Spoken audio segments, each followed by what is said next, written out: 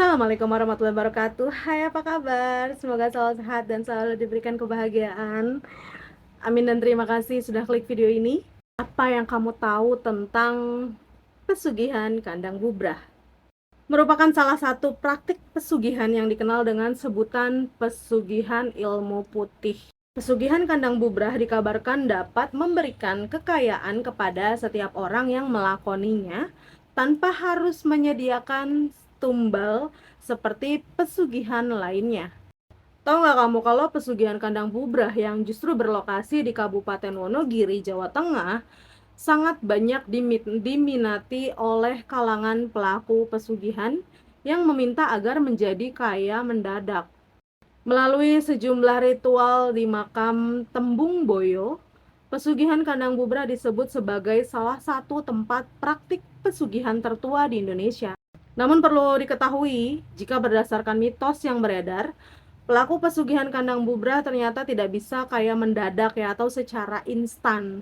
Sebab dalam praktiknya, agar menjadi kaya 7 keturunan, pesugihan kandang bubrah di Tembung Boyo diharuskan melakukan renovasi rumah dan membuat usaha sebagai syarat mendatangkan rezeki.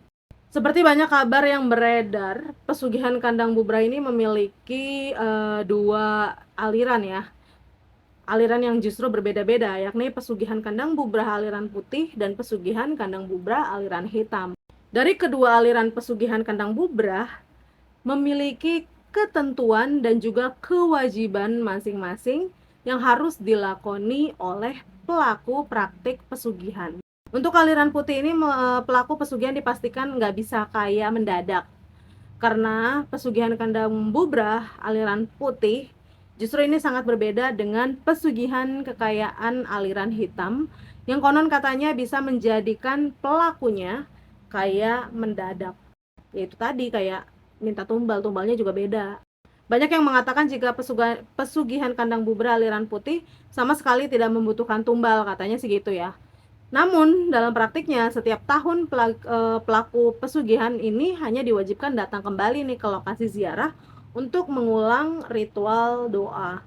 Akan tetapi yang harus diketahui nih, kalau berdasarkan mitos yang beredar, sebenarnya pesugihan kandang bubrah juga tetap menggunakan tumbal melalui kontrak ritual pesugihan. Bahkan beberapa kasus menyebutkan kalau pesugihan kandang bubrah yang katanya tanpa tumbal ini ternyata tetap makan korban jika syarat ritual rutin tahunan tersebut tidak dilakukan oleh si pelaku pesugihan. Banyak banget yang berharap ya kalau melalui pesugihan kandang bubrah nih orang-orang bisa kaya mendadak dengan kekayaan yang berlimpah, bahkan nggak habis-habis hingga 7 keturunan. Itulah pikirannya mereka ya.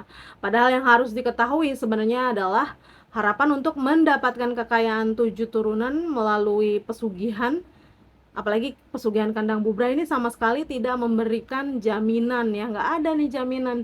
Jadi sebenarnya sih kalau mau kaya ya kerja gitu loh. Kadang bahkan justru kita berpikir kita kerja tiap hari tapi nggak punya duit. Aduh, curhat jadinya gua. Kita langsung aja nih, ada beberapa rumah yang diketahui sebagai pengikut pesugihan kandang bubrah yang sangat terkenal berada di Indonesia. Yang pertama ada rumah keluarga Takasat Mata yang berada di Yogyakarta. Bangunan terakhir yang diduga kuat sebagai rumah bekas pesugihan kandang bubrah berlokasi di Yogyakarta. Bangunan ini konon merupakan kediaman dari keluarga Tak Kasat Mata. Dahulu nih ya, zaman dulu gedungnya ini sempat menjadi kantor. Tetapi kemudian ya ditinggalkan karena para pegawainya kerap mengalami gangguan mistis. Padahal jika kamu dilihat nih dari luar, bentuk rumahnya nih sebenarnya biasa aja dengan atap yang tinggi serta halamannya juga yang luas.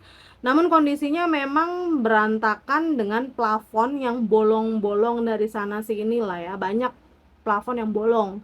Dan gak hanya itu, aura di dalam rumah pun konon sangat mencekam.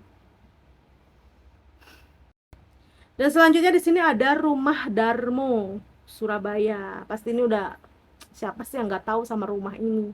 Walaupun gue belum pernah ke Surabaya, tapi gue tahu Rumah Darmo itu terkenal banget ya kan.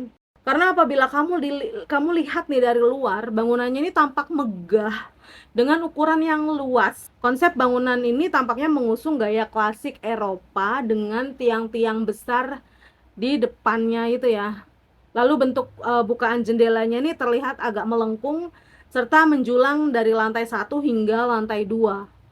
Tidak ada aktivitas apapun yang terlihat di dalamnya selama bertahun-tahun. Ini karena menurut penghuni sekitar, pemiliknya dahulu telah meninggal secara misterius. Ia diduga melakukan pesugihan kandang bubrah yang mensyaratkan pelaku pesugihan harus terus merenovasi, membangun atau menambah bagian rumah miliknya setiap waktu tertentu. Dan jika hal ini tidak dilakukan, maka akan ada celaka yang menimpa pelaku atau keluarga pelaku. Jadi ya resikonya tetap ada. Meski pemilik rumah ini dinyatakan tewas ya, bangunan tersebut tetap menjadi istana makhluk halus dan juga bangsa jin. Dan yang selanjutnya, yang paling terkenal, yang berada di Ciputat, bisa tebak? Rumah Bingung yang berlokasi di Cirende, Tangerang Selatan ya, Ciputat, Tangerang Selatan. Bangunnya ini sangat besar dengan desain klasik ala Eropa pada bagian eksteriornya. Namun begitu masuk ke dalam rumah, kamu akan melihat struktur bangunan yang cenderung berantakan juga nih. Karena banyak tambalan, justru yang tambal itu di dinding yang masih belum berlapis cat di berbagai ruangan. Hal ini tidak mengherankan ya. Pasalnya menurut warga sekitar, memang dalam waktu 1 tahun saja, rumah tersebut telah mengalami 7 kali renovasi. Dan menurut pakar supranatural, renovasi ini kemungkinan besar merupakan langkah untuk memenuhi syarat pesugihan kandang bubrah. Alasannya mereka yang melakukan pesugihan ini harus melakukan itu, perbaikan terus-menerus. Walaupun sebenarnya nggak dihuni, itu nggak dihuni gitu. Meski ukuran rumah luas ini dengan 13 kamar di dalamnya, nggak ada aktivitas kehidupan di dalam bangunan ini. Namun, meskipun begitu, pemiliknya sendiri membantah bahwa hunian miliknya ini merupakan rumah pesugihan. Ya, dia nggak ngaku lah ya, siapa yang mau ngaku. Penjara penuh cuy. Kalau mau kaya, jangan begini-gini ya. Tetap aja, yang penting mah cukup. Jangan lupa bersyukur guys. Hidup ini kan hanya sekali ya kan. Jangan kayak udah deh gitu. Pokoknya jangan pesugihan-pesugihan kayak gini. Pokoknya intinya ya pesugihan itu tetap aja ya pertama menyekutukan. Yang pertama tentu aja kamu menyekutukan Allah Tuhanmu. Ya kalau bukan muslim maaf. Dan juga namanya usaha yang bener. Jangan usaha kayak begitu. Segala katanya nggak ada tumbalnya kok, tetap aja jangan begitu. Pokoknya intinya ya kekayaan itu hanya akan didapatkan oleh orang-orang yang bekerja keras dan cerdas dalam memilih usaha. Karena dalam kehidupan nih, jika pelaku hanya berdiam diri aja di rumah dan juga berharap kekayaan tanpa bekerja, udah dipastikan kalau kekayaan itu tidak akan didapatkan. Kan sesimpel itu ya kan? Satu lagi, Apa? harus pintar memanajemen Dan uang. juga harus pintar untuk memanajemen keuangan. Betul gak? Cuma bekerja keras sebenarnya di kalau bola juga. Kamu pasti nyindir aku ya. Maka dari itu jangan pernah tergoda untuk melakukan pesugihan, baik itu pesugihan aliran putih kayak atau pesugihan aliran hitam. Itu udah deh nggak ada, mau putih mau hitam semuanya sama-sama hitam, abu-abu jadinya. Ya abu-abu, hasilnya juga bakal abu-abu itu. Lu nikmat kaya di dunia, tapi kalau misalkan lu miskin nanti di akhirat, kan kita nggak pernah tahu ya. Bukan bermaksud untuk menggurui, tapi ini ambil baiknya, balik lagi ambil baiknya, buang buruknya. Jangan deh ya, jangan pesugihan-pesugihan kayak gitu. Yang penting mah bersyukur dan merasa cukup aja ya. Walaupun kadang-kadang kalau nggak punya duit ya Allah, pusingnya itu kayak Snut. Dan terima kasih sudah nonton. Sampai ketemu lagi di video-video selanjutnya. Assalamualaikum. Bye.